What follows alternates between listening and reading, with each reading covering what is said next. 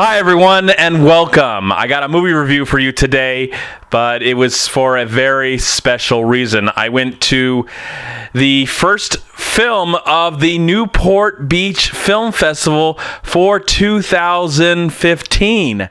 And they had a special one that they were showing off. It is the directorial debut of Russell Crowe.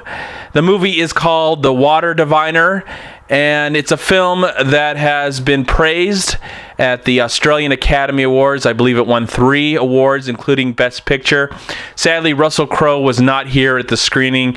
He did send a video thanking everybody, thanking Newport for showing his film, and thanking everybody for coming. I did press for the first time ever. I put a lot of this footage on We Live Film and on my own channel. You can check it out there if you're curious about it. But right now, here is my official review of The Water Diviner. Now, this movie tells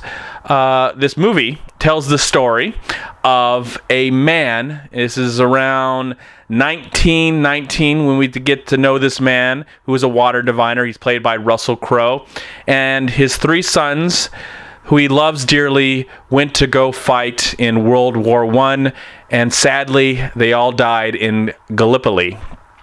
He is mourning the loss of his children, who he hasn't seen for 4 years. Sadly, his wife is not recovered from all of that, and she drowns herself. And so what he decides to do is he wants to bring his son's remains back home to Australia. So he decides to go to Gallipoli and recover the remains of his fallen family members.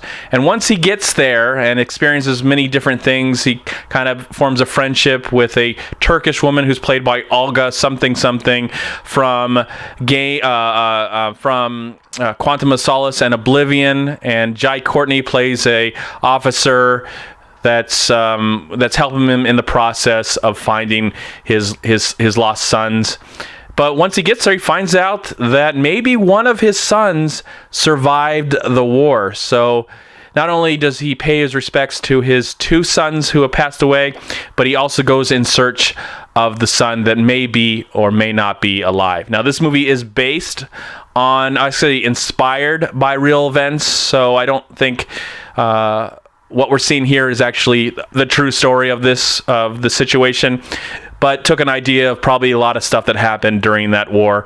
What it really focuses on, that like the World War I was the first time that people really wanted the remains from their fallen family members to come back home.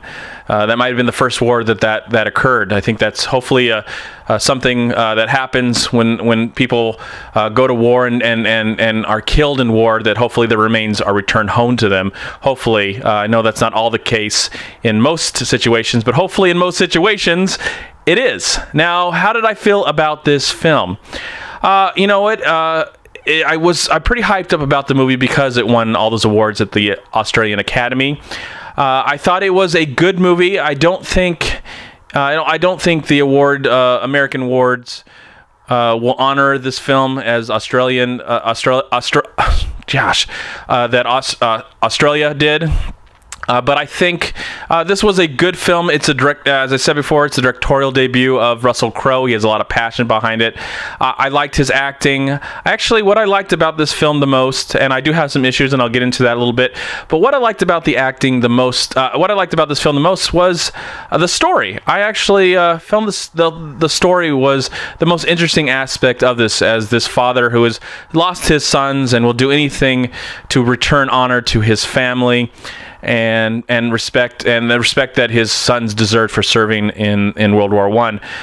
I felt that to be most compelling as he went on this journey around Gallipoli and other parts of Turkey, and I thought that was very moving. I enjoyed it. I think the movie looks great. It's shot well.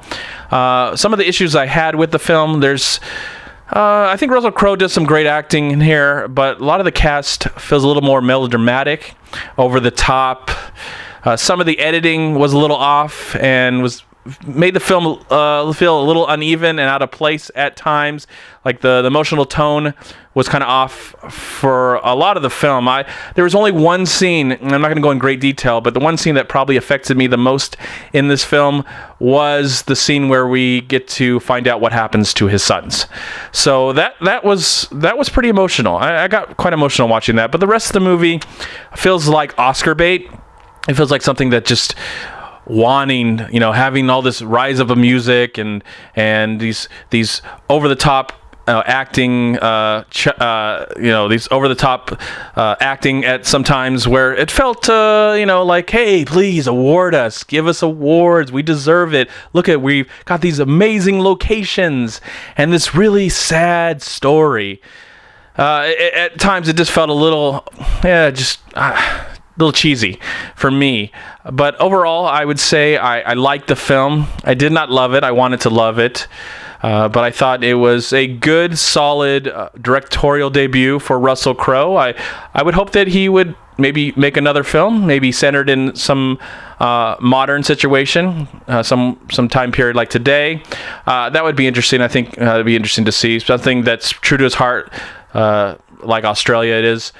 And I like films about World War One. I would like to see more films about that. Gallipoli was a film directed by Peter Weir, starring Mel Gibson, that I think captured this whole idea of World War One, and I think it did it at a much better job and more emotional effect on me, especially when I saw it at a young age. Probably one of the first movies that introduced me to World War One. As a youth, I would like to see that. I actually would love to see a documentary about the Australian impact in World War One. They never really watched The Water Divider again, but I recommend that you see it, check it out at least once. It was good. Again, it's a good-looking film.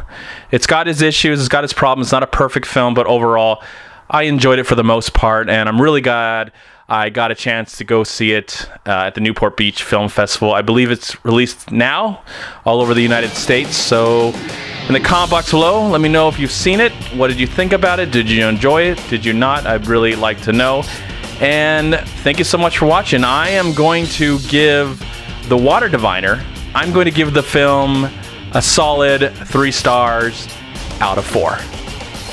Thank you so much for watching. Please like, comment, and share this video. And also, please check out these amazing movie websites. And if you enjoyed this review, please click here to subscribe to my channel, and also please check out all my recent reviews right here on YouTube. Have a great day, live film, find peace, happiness, and harmony in anything and everything you do, and I'll talk to you at my next movie review.